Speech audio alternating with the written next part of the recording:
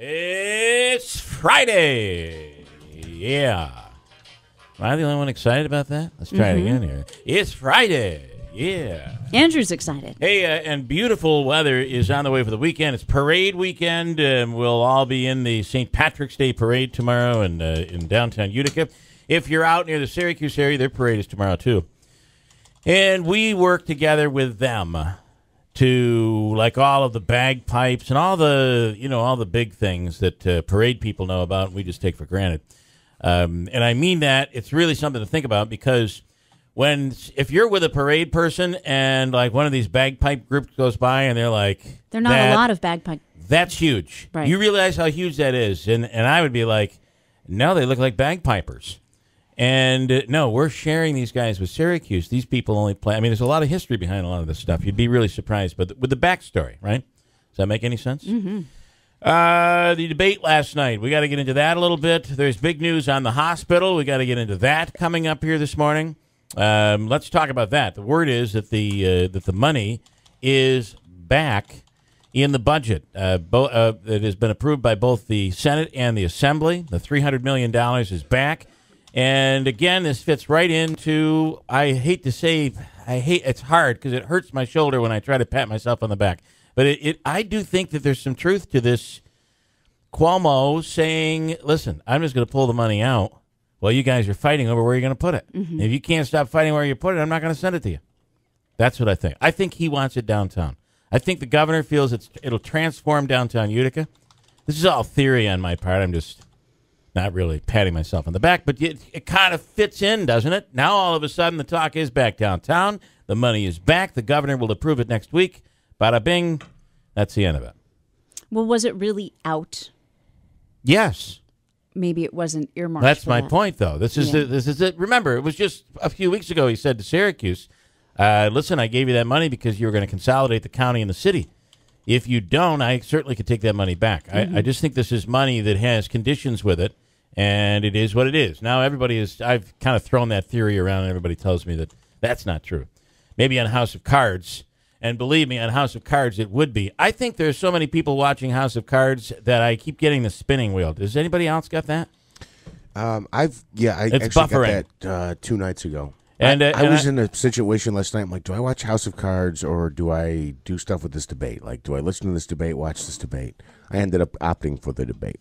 For me, it was, do I watch House of Cards or pay attention to my family? Do I cook dinner? Do I cook dinner? Do they get to eat? I don't know. So they obviously didn't eat. They ate. Yeah, they ate. Yeah. The real fact is that I had a bit of a shock last night when I found out that. And I don't know if you realize this, but do you know that if you have a problem with Netflix, you can call them and they'll answer the phone. With a real human being. With a real human, about 20 times faster than Time Warner will answer the phone. I couldn't believe it. And the guy was trying to help me through. He gave me suggestions on how to stop the pinwheel. And it was quite impressive. The debate last night. So we'll get into the money situation. I want to get into this $300 million with the hospital. We'll get into that. Big news.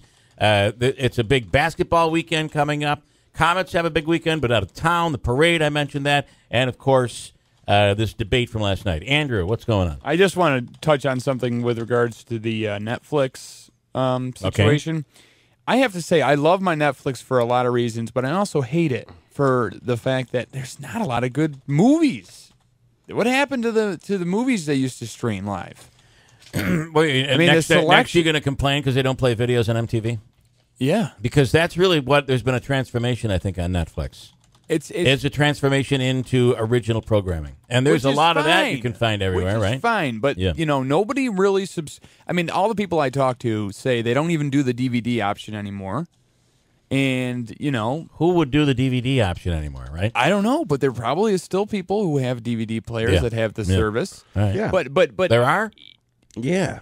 Okay. Definitely. Well, especially with people with like their favorite movie, they want to watch over and over and The over. They problem don't have is a the DVDs are you're not going to be able to get DVD players. They're beginning to go so far by I the mean, wayside. I don't even have on my new laptop. I don't even have a place to put in a I don't. disc. I do, but on my new computer, Yeah. I don't. Even some of the movies that come out, the relatively newer releases, on Time Warner and on Netflix, they're like $4, $5, $6, sometimes $8. Yeah. But if you get it on Redbox, it's like $1.25 or something. Oh, the red box, right? Yeah, I that's know what nothing, I use. Nothing about DVDs, that yeah. because it would be $1.25 for you, but $25 for me because I would return it later. Yes. That's my problem. I need to be able to have it when I want it, and that was the problem with DVDs and videos for me. Is that you'd get it and then you'd never get a chance to watch it, and you'd keep it and you'd pay the late fees.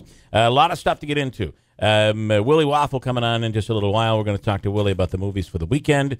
Tim Reed, Boilermaker registration is underway. This is underway right now and it has been since yesterday, for people who ran in the race last year, right?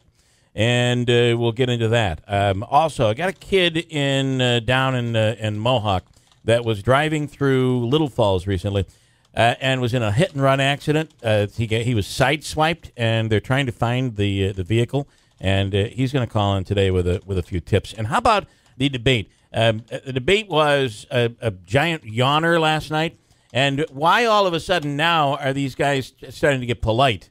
And oh, by the way, Marco Rubio, who has been attacking Donald Trump. This is the problem Marco Rubio has, is that no one believes he's authentic.